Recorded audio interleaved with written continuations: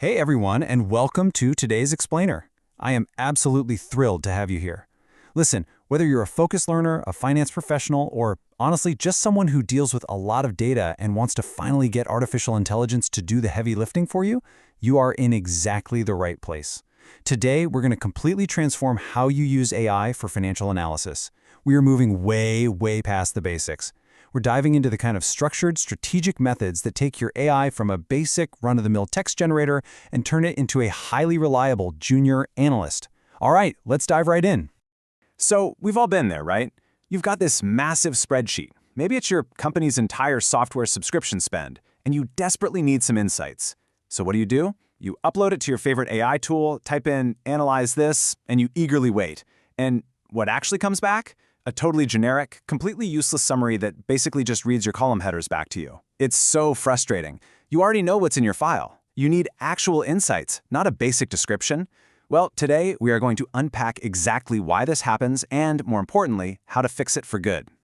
Here's our quick roadmap for today's explainer. We'll start with the AI prompting trap. Move into the 4 analysis types. Really focus on building a foundation with descriptive and diagnostic analysis. Look at automating data prep. And finally wrap up with AI benchmarking and human review. Okay, let's jump straight into Section 1, the AI prompting trap. Fast but completely useless. Think about a really common use case, like trying to reduce your SaaS spend. There is a stark contrast between how most people use AI and how true professionals use it. The common approach is the lazy prompt. You ask a fast model to simply analyze this file, and boom, you get a shallow description. But the right prompt, that's a whole different ballgame. You give the AI rich context. You tell it, hey, I'm an FP&A manager, and my goal is to reduce costs and improve margins. You set a very clear target. And crucially, this is a big one. You switch from the instant model to a thinking or reasoning model. You have to start treating the AI like a real junior analyst. Give it the full picture so it can actually do the heavy lifting for you. Moving right along to Section 2, the 4 analysis types. This is your framework for strategic insights. Now, this framework right here is the ultimate fix to poor AI outputs. If you want profound, game-changing insights, you absolutely cannot just ask for an analysis. By explicitly commanding the AI to use these 4 specific types of analysis, you force it to go way beyond a simple summary. First, descriptive analysis asks, what happened?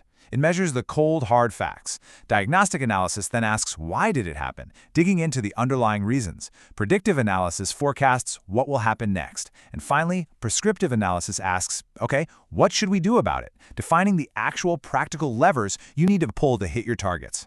When you force the AI to process your data through these 4 distinct lenses, the quality of your output literally skyrockets. Which brings us to Section 3, descriptive and diagnostic focus. Building an unbreakable foundation. You literally cannot predict the future or prescribe brilliant solutions if you don't accurately know what's happening right now and why. That is exactly why we have to start with descriptive analysis. A great finance pro acts like an auditor first. Your baseline data must be perfectly consistent before you run a single calculation. You instruct the AI to check that the variance is correct, hunt down missing fields, spot mismatched headers, find duplicates, and flag any weird negative amounts. In our source example, the AI instantly flagged 10 strange outliers in the data. This descriptive step is absolutely crucial because it ensures your foundation is rock solid. Simply put, if your data is bad, your insights are going to be worse. And the beautiful thing is, AI handles all this tedious data validation in a matter of seconds. Next up is diagnostic analysis, and this step brilliantly tackles the why. You tell the AI to uncover hidden patterns, like why is our software spend so ridiculously high? The AI looks at the data and applies concepts like the Pareto principle, finding that long tail of vendors. All those software tools sitting outside your top 20% of core vendors. It identifies exactly where the money is quietly leaking out the back door. It spots that you're paying for dozens of tiny random subscriptions across different departments that basically nobody uses. This diagnostic layer is where the AI truly starts acting like an investigative analyst, uncovering the hidden narrative buried in your numbers. And here's the absolute kicker, the result of applying this framework.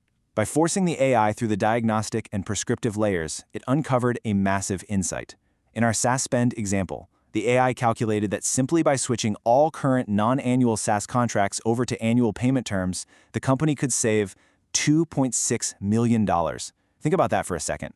That is not a generic summary. That is a highly actionable, multi-million-dollar insight generated in minutes, all because we used the right analytical framework. But wait, it gets even better. Because we gave it the persona of an FP&A manager and specifically asked for prescriptive advice, the AI started acting like a mini CFO. It didn't just crunch the numbers and stop there. It looked at those diagnostic leaks and suggested real structural governance processes. It recommended implementing a strict review policy for any contract over $10,000 and building a centralized renewal calendar so software doesn't just auto-renew without someone approving it. It literally tells you exactly where to look and how to attack the problem at an organizational level. Let's pivot slightly to Section 4, automating data preparation, going from messy tabs to system prompts. Gathering data is rarely a clean process. In the real world, you get messy data spread across 5 different department tabs, and of course, none of the column headers match. If you try that lazy approach and just tell the AI to consolidate, it's literally just going to copy and paste lines under each other, completely ignoring the mismatched columns. You're left doing the manual mapping yourself anyway. But if you fire up agent mode, which actually utilizes a virtual computer environment, the AI actively runs data transformations. It reads the mismatched tabs, logically maps the headers, standardizes the whole set, and even calculates missing fields, like price per unit or utilization ratios, perfectly. And I want to share a brilliant little automation hack with you so you never, ever have to suffer through that manual mapping twice. Step 1. Prompt the AI carefully in agent mode to get that perfect consolidation just once. Step 2. Once it successfully does it, you ask the AI, hey, what would be the exact system prompt to get this exact same result on a new file next month? Step 3. Take that incredibly detailed system prompt it writes for you and paste it right into a custom GPT. Just like that, you've built an automated tool. Next month, you drop the new file in, and instead of eating up agonizing hours of your life, your data consolidation takes exactly 43 seconds. It is pure magic, guys. Finally, we reach Section 5, AI benchmarking and human review, deep research and owning the output. Imagine your boss comes to you and asks you to benchmark your company's SaaS spend per employee against the rest of your specific industry. In the old days, you'd have 50 browser tabs open grinding away for hours. Not anymore. Now, we just activate deep research mode. You give the AI your context, and it'll prompt you right back to confirm your constraints, things like geography or company size. Once you confirm, it launches its own aggressive web search. In about 10 minutes, it scans over 50 diverse sources, compiling all that scattered data into one clean summary table. And the absolute best part? Every single fact and figure comes with a verifiable link, so you know exactly where that data came from. But, and this is a very big but, we have to remember a vital takeaway from the source material. It should not replace your thinking. You are still the owner of the output. AI is incredible at accelerating the tedious tasks. It gathers the 50 sources, it maps the messy data, it flags the weird outliers. But you are the professional. You have to click those links, verify the sources, double-check the logic, and back up the work. When you present this to your management team, you own the insight, not the AI. Which brings us to our final thought for today. By shifting away from lazy one-line prompts and instead acting like a manager who delegates using the 4 types of analysis, descriptive, diagnostic, predictive, and prescriptive, you unlock entirely new levels of efficiency. So, I'm going to leave you with this question to chew on. How much money could you save your company tomorrow by managing AI the right way? Thank you so much for hanging out with me on this explainer. I really hope you're leaving energized and absolutely ready to test these exact frameworks on your own data. Catch you next time.